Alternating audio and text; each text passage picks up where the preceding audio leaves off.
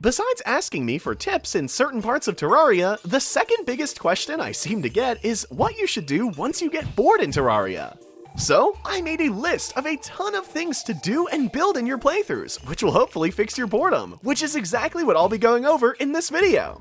Let's go ahead and get the more obvious stuff out of the way first, starting with the fact you can try and 100% complete certain parts of Terraria. Getting all of the achievements is something that only a small number of players have managed to complete, and the same thing with filling out your bestiary. So, if you haven't done those yet, I definitely recommend giving them a go. If those seem like too much for you though, you can always try completing smaller goals. Personally speaking, I like to try and get all of the golden critters and make a small museum for them, and I do the same things for banners and boss relics, which both end up taking me a good bit of time, but you can really take this idea for any group of specific items. Outside of collecting stuff, something that I always had fun with is doing new playthroughs with specific rules. You can start with trying playthroughs on all of the difficulties, which lets you get new items you were locked out of before. Then move to trying playthroughs of specific classes, like ranged and summoner, as you end up liking one more than your go-to at the moment. And finally, play the secret seeds, which will for sure change what you thought was normal in Terraria.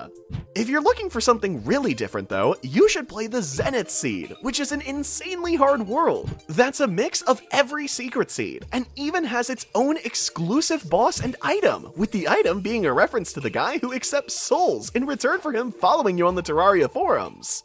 As for the last obvious thing I have for you, is to do boss rushes, which is just when you battle boss after boss, and usually have special rules to them, like you can't get hit, or that you have to use a specific weapon for each fight. Now, if everything I already covered isn't something that interests you, then maybe making new Terraria features will. If you didn't already know, the team behind Terraria will often use fan ideas for new features in their updates, with them sometimes even outright confirming that your idea will be coming to Terraria at some point. If you're interested in making your own ideas, I'd recommend posting them on the official Terraria forums, as that's where Relogic seems to be the most active as of now. Speaking of the Terraria community, it's honestly one of the best communities I've ran into online, and if nothing in this video cures your Terraria boredom, you can for sure find someone on the forums to get even more ideas from, play with, and also learn things about Terraria that you never knew before. Starting with something that can give you endless hours of new stuff to do, we have the community's creations. Your mind may go straight to mods, but there's a lot more options than just mods, like custom maps. You're able to download and play a ton of amazing maps, which can range from things like all items maps, special adventure maps, and even ARG-styled maps that were part of a bigger puzzle. Outside of just maps though, another way to shake up your vanilla Terraria playthrough is by using texture packs, which can be smaller things like vanity sets and pets, or even change almost everything in Terraria, like the Minecraft pack does. You can easily find and use custom maps and texture packs from the Terraria Steam Workshop, so the only thing you'll have to do to install them is just click the subscribe button on Steam. Speaking of custom content, we of course have to talk about mods here, as they are another way to give you a ton of new stuff to do in Terraria. Firstly, I'd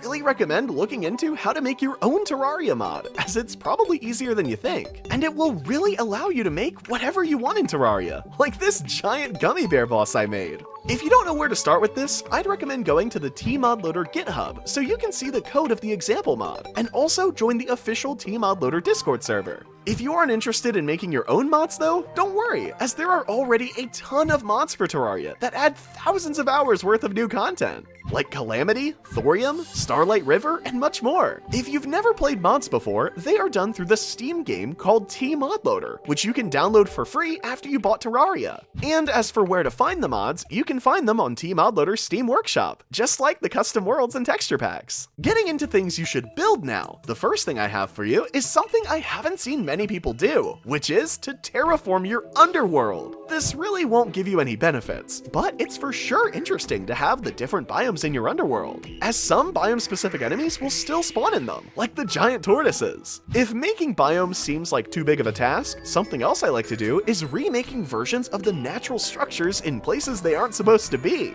like a beehive in the sky, the jungle temple in the underworld, and more. Making natural structures and biomes can be pretty boring for a lot of people, so if those don't interest you, then you can always do stuff like making NPC-specific houses and towns. There's a ton of decorative items in the games that can make your builds really stand out, and there's even a handful of items that are direct references to the NPCs, like the painting with the Goblin Tinkerer and Mechanic. Now, if you aren't really looking for pretty builds in your world, then maybe something more fun, like a world-long hoik would be more up your alley. Hoiks are a glitch that allows you to travel super fast, and all you need to do to make one is make the setup I have on screen now by hammering a platform and some blocks. You can make these as long as you want, and even use them as a good way to cheese bosses if you have the right setup. Besides a hoik, another worldwide thing that can be pretty fun is a minecart roller coaster, which can also work as a good way to get around your world. Another fun thing you can set up is your own mini games, which can be done through things like a golf course, and more recently, drone courses.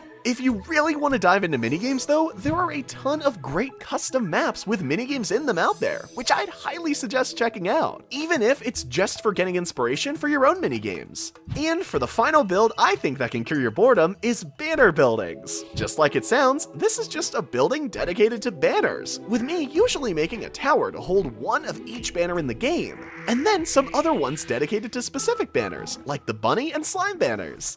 That wraps up my list of things you should do in Terraria when you're bored. While this list is just my personal set of ideas, be sure to let me know in the comments what you recommend, and also comment bunny to let me know you made it this far. Thanks for sticking to the end. Be sure to like and subscribe for more Terraria videos like this in the future, and as always, make sure to have a wonderful day.